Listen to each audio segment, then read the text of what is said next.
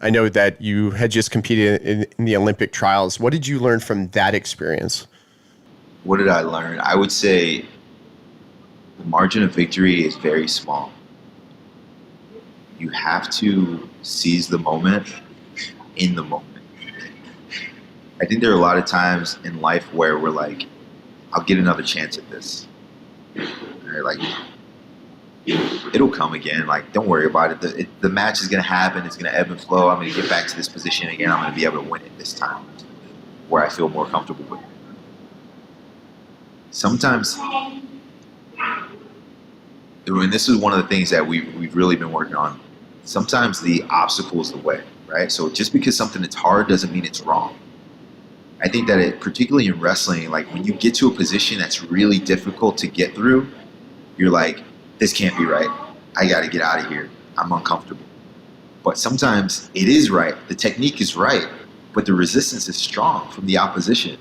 But it's okay. You just have to build through it, and you have to break down this barrier to get to the other side. And if you can do that, not only will you score the points, but you'll become more confident. You'll snatch the momentum, and then also, the psychological battle that is going to play on your opponent, because now he gave you his best effort and he still lost.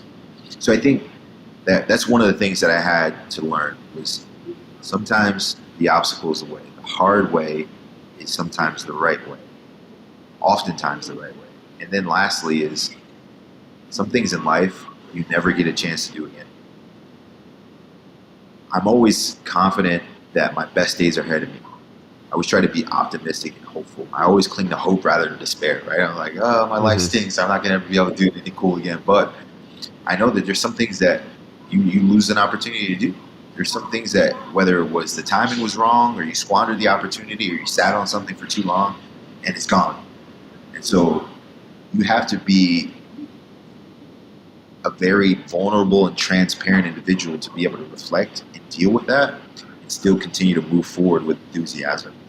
And so I think that I try to take life's punches as much as I can with the same level of optimism, because I've got a lot of little ones at home.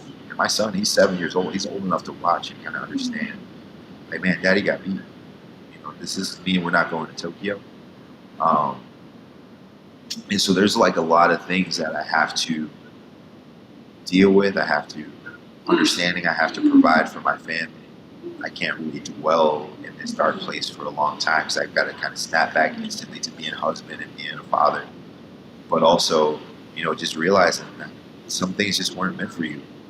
Like, and that's okay. It really just depends on who you are and how mentally resilient you are to get through this tough time and then move on with optimism. But I'm never broken by whatever life throws at me. I know that I can continue to kind of move forward and adjust, pivot, be flexible, because I've done a lot of good stuff, but because I've come from, not necessarily at the bottom, but I come from a very honest upbringing where, modesty was kind of the way that we were developed. It's much easier to kind of understand that I've lost so many times in my career that no loss can necessarily break me. It hurts, it stings. Obviously, I wish I would have won. I would have loved to be in Tokyo. I think I could have made another run at a gold medal, but it wasn't in the cards for me. And so, what do? You cry or you move on? Or I mean, you could do both, but as long as it ends with